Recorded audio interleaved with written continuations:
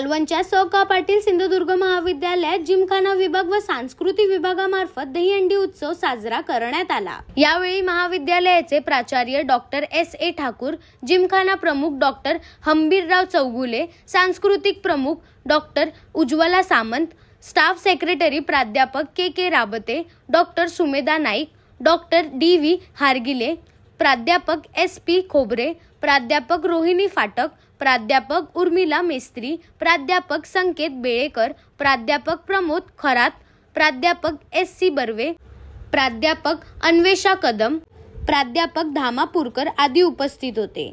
कार्यक्रमाची सुरुवात प्राचार्य डॉक्टर S.A. ठाकूर यांनी श्रीफळ वाढवून केली। या उत्सवासाठी त्यांनी विद्यार्थ्यांना शुभेच्छा दिल्या।